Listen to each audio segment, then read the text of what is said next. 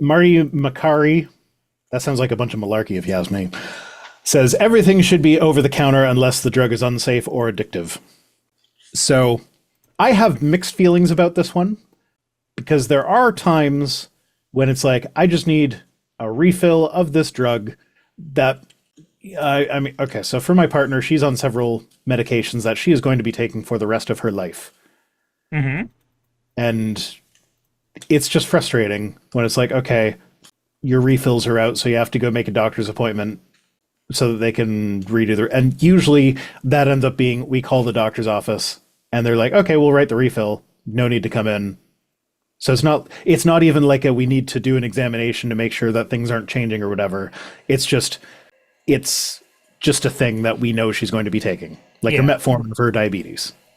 Mm-hmm. Like every now and then we need the doctor to refill that, even though she's going to be on it for the rest of her life. So like, it would be nice if that was just over the counter. However, you can't do that over the counter because the dosage is going to be different for different people. Yeah. Like this. You're asking for, this is death of expertise stuff. So like in a perfect world where everybody could have these substances handled easily, I agree. I want to agree. I think that there is probably a way that I'm not thinking of to make that work, because that doesn't sound like a bad idea. However, I think the real reason that he's pointing that out, because if he's the FDA chief, is he somebody who was appointed by Trump? Because if he was, I'm suspicious that the reason he's advocating for that is not to help people. It is to sell more pharmaceuticals, increase the amount of pharmaceuticals that can be sold by individuals. That was the other thing that kind of happened, because so here we go. So he believes everything should be over the counter unless the drug is unsafe, addictive, or requires monitoring. Do you remember that Purdue Pharma scandal? That's what set off the opioid crisis. Also, hold on. I need to correct something. So Tylenol or Little Firecat in the chat says Tylenol causes liver damage if you use more than the recommended dose. Right, but here's the thing. For something like Tylenol, the recommended dose is fairly universal, but as an example, if we're talking about SSRIs, the recommended dose for that is not universal. That's a thing that psychiatrists tend to have to they have to updose, lower dose, they have to do all kinds of things over the course of your time on them to see how you can have those things safely. I understand where you're coming from with that, but not all drugs that exist are created equal. That's why I was saying I think there is a way to make this work. I think the point being made there is that all drugs are dangerous. Right, it's just about the quantity. But I think that by doing that, it's reductive enough of the problems. But there's also the case, like, in order to get liver damage from Tylenol, you have to take so much more of it than is recommended. But like, it's not just going past how many pills they tell you to stop taking. Like that, the number of pills they tell you is the maximum in a day. That is such a conservative number because they're covering their own asses legally. Mm-hmm. Like I actually remember when one of my obviously kids and children's Tylenol, that's a different ballgame than adult Tylenol. So like, don't take this as medical advice. But when one of my kids got into the medicine cabinet and drank some Tylenol, when we called the Poison Control Center, their reaction was like, there is not enough Tylenol in the entire, like if they drank the whole bottle, that would not be enough to do any serious damage. They might be like groggy for a little while. They might have a tummy ache, but it's not going to hurt them. So like, I am not like, yes, Tylenol can cause liver damage, but you need to take so much more of it than they tell you to take. So that's why Tylenol can be done over the counter, because like even like the unsafe amounts are so ridiculous that they pretty confident that the average consumer can handle that themselves, even knowing how stupid the average consumer is. But when it comes to something like my partner's on metformin for diabetes, different people need different amounts of metformin to appropriately manage their A1C levels. It's not going to be the same for everyone. And so to expect consumers to do that themselves, like, are they going to get blood tests to see if it's working regularly? Although I guess the same people that are palling around with RFK Jr. are recommending that people wear the A1C monitor thing like all the time, just because the blood glucose monitors. So it's not even just a question of safety. It's a question of, is this medication going to actually do what it's supposed to do at these levels in my body specifically? Because I'm pretty sure metformin is not addictive. You don't get a high from it. People aren't going to be selling it on the black market, but you need a prescription for it because the doctor needs to be checking your blood levels and adjusting your dosage accordingly. Are you still there? No, I'm still here. I'm reading chat because Dark Excalibur pointed out that Tylenol typically doesn't cause suicide as a side effect. Yeah, that's true. And I know there are some SSRIs that can, and that's one of the reasons why they should be over the counter, or not over the counter, prescription. Yeah, again, it's one of those things where there has to be a way, because it sounds like it would be an improvement on our current system. One of the things that we're doing in Canada is that there are some prescription drugs that a pharmacist can prescribe to you. So you don't have to make a doctor's appointment. You can go to the pharmacy and be like, hey, I need this thing. It's a fairly safe drug, so even if you prescribe it wrong, it's not going to be the end of the world, but you do still have some medical expertise. So we're allowing them to prescribe things that you don't necessarily need to go to the doctor for. Mm-hmm. So like that is potentially a part of this. But there's another aspect to this that I didn't think of because I'm a Canadian. Yeah. And you don't seem to have thought of. It's that there are a lot of insurance plans that don't cover over-the-counter drugs. You know, I know why that didn't occur to me. Because I haven't been on an insurance plan for so many years of my life. I haven't fucking encountered it. Yeah, so I'm on insurance now. So this is going to take, like, if you have a prescription for something and your insurance covers that, then what happens when it becomes over the counter? Then suddenly it doesn't cover it anymore. However, if you make all things... Okay, so I'm going to go at this with an experience that I had recently, and maybe that will explain kind of where I'm coming from. So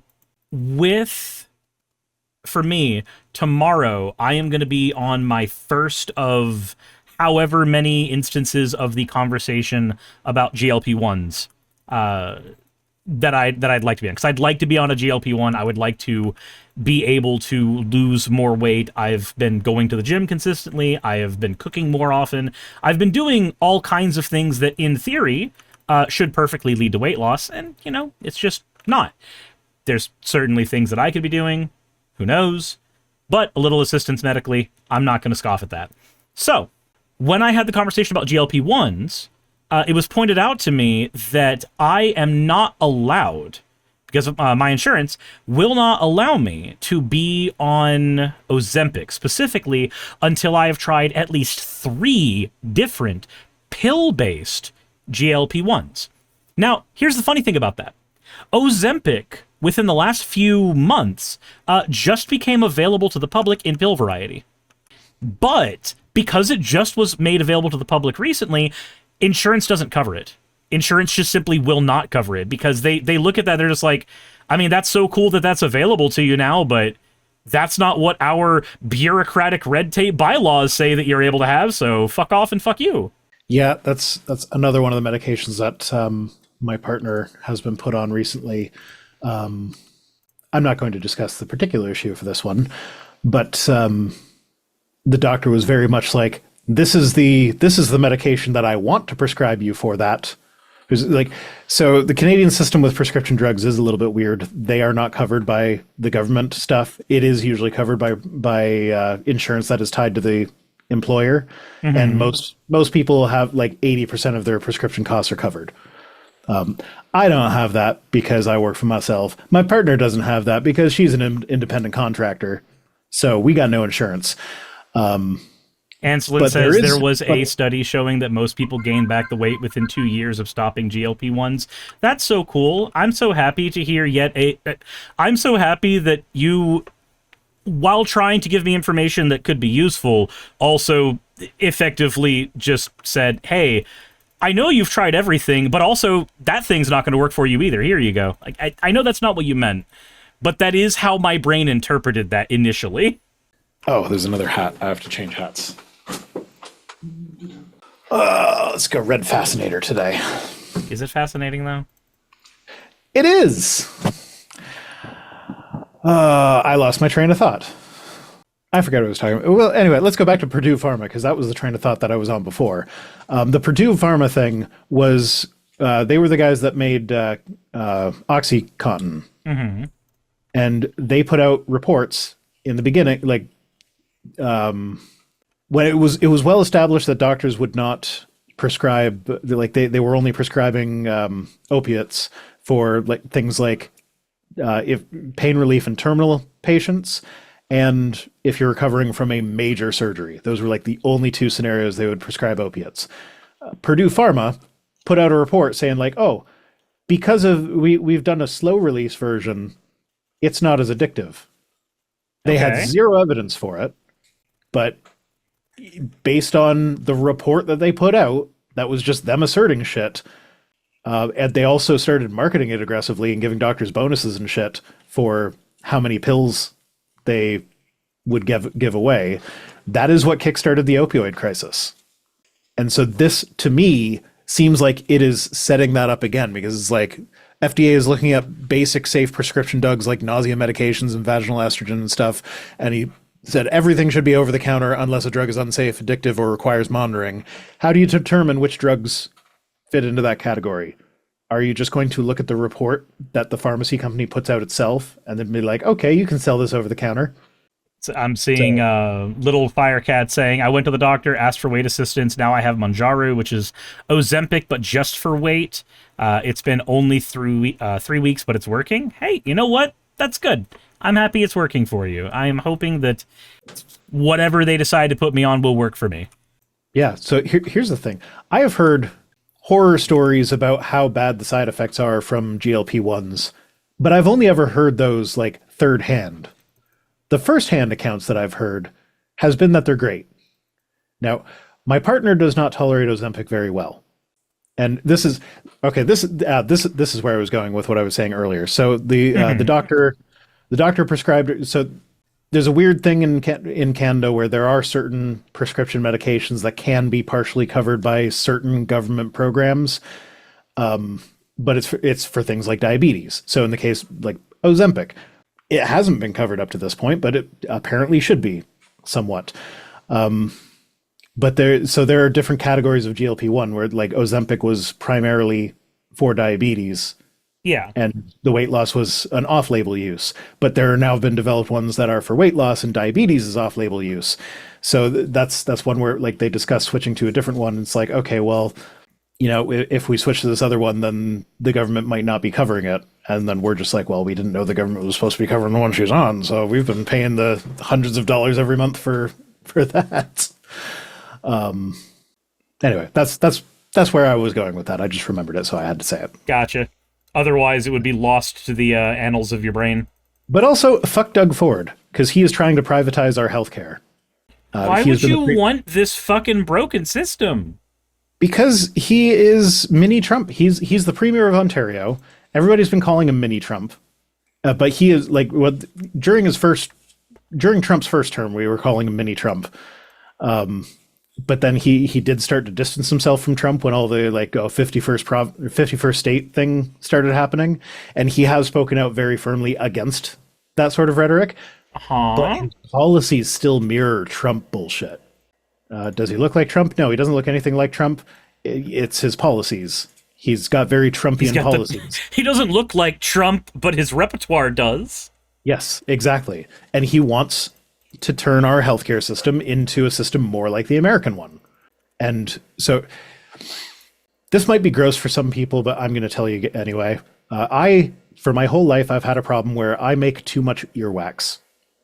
And every now and then, I have impacted earwax that I have to go to a doctor, and they shoot a little jet of water in, and it plops it out. It takes like 30 seconds, but for the life of me, I can't get it to happen at home. Doesn't matter. Like, I've tried everything. Don't give me your recommendations in the comments, because I have tried every goddamn thing. Because right now, I cannot hear out of my right ear. I went to the hospital. I think it was last night. Because I'm like, you know, this is like, I've been trying everything. It's been like this for like a week now. and I'm just sick of it. And I don't want to wait for an actual doctor's appointment because that'll be like another 2 or 3 weeks. So I just went to the hospital and I'm like, hey, I've got impacted earwax. It's a quick procedure. So sure, they can probably just do that there. She hands me, like, I'm at the triage, not even at registration where they get you a chart and everything. I'm at triage where they're just like seeing whether or not you're worth seeing, like seeing where in the line you would go, basically. Mm-hmm.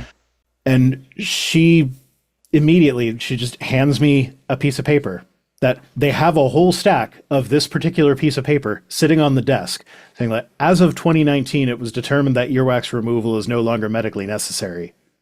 It's like, okay, the fact that you have a stack of, so I have to go to a special clinic and pay like $75 to have my ear cleaned out. Mm-hmm. But it's like the fact that you had a stack of those ready to go, and like it says the year on it. It was 2019 when this happened. That was well into Doug Ford's first term. But like the fact that you had those stacks ready to go, you didn't have to like pull up a file and print it out for me, says to me that this is a common enough issue that people are still coming here years after the fact. So yes, the fuck, it's medically necessary. It's also, the reason they're coming there in the first place. I've Googled it so many times, like how to deal with impacted earwax so many times, and I've read all the articles. And the first thing that every single one of them says is if you experience hearing loss, go to a doctor immediately. But it's not medically necessary. Despite all of them saying go to a doctor if you get to the point that I'm at. No, not medically necessary. Don't do that. Everybody, like, there are people in the chat giving me recommendations after I told them not to. The thing you just said not to do? Yeah, no, trust me. I have that squirt bottle with the tube in it that you stick in your ear, and you do that, and you put some hydrogen peroxide in it, and that's supposed to work. You put oil in your ear to soften it up, and then it'll supposedly come out. And like, nope, my ear is dripping oil. I've been putting so much oil in there. It's the worst. A thing I have learned about streaming is that you will always get unsolicited advice. You will always get a lot of unsolicited advice. That's why I explicitly said not to give me advice, because that's not just non-solicited. That is actively don't want. Yep. But okay, the other thing I will say... Now I'm getting the joke advice. Buy an anteater to clean your ears. Just have it stick its little in there. Little. But the other thing I will say is I know that when our audiences try to give that advice, it is coming from a place of love. It is. I know. As frustrating as it may be, it is 100% them going, hey, here's a content creator we care about. They are going through a bad thing. What can I do to make that bad thing not suck as much? That's really where it's coming from. Yeah, I know. And yes, Fennec, I have tried ear scoops, even though you're not supposed to do ear scoops. Because they come with the danger of like, oops, I accidentally poked my eardrum. You try that little thing that's like a plastic spiral that goes in there and then it just like twists it out? Yeah, those don't work. Those don't work? No. Trust me. This is a problem I've dealt with my entire life. I've tried everything. Okay. I trust you. And every time, like, it doesn't get this bad very often. Have I tried getting Stoff to draw me getting my ear penetrated? You know what? The kinds of penetration I've seen Stoff draw, that definitely would clear some things out. It's true. Can confirm. Don't ask me how I can confirm, but I can confirm. I was the ball in the ball drop last year for New Year's, not 25 to 26 or the year before that. And Gary's dick was the pole that I was on. Jesus Christ. Do you not remember that one? I try to forget.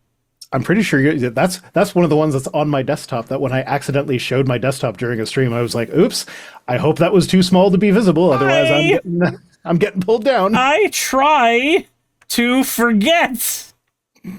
I keep it on the desktop where I can see it all the time. Stoff never lets me forget. Stoff, I love your art. Please let me forget. Do more art. Please allow me to forget. Okay, shall we do some tweets? Hey, you made it to the end. I want to give an extra thanks to the patrons who allow me to do this full time. I want to thank Aaron Rail, Astral, Blitzkrieg, Jemshin, Poundini, Red Joker, Victoria, Jonas, Craig, Tarika, Fireshard, Smiling GM, John, Dren Hadamada, Creeper, Sagitta, you know I'm not saying that last part, Sylvie Snow, Valis of Seraph, Ottoman Angel, Rooster Rachel, and Fire Panda, who are all my $20 and up patrons.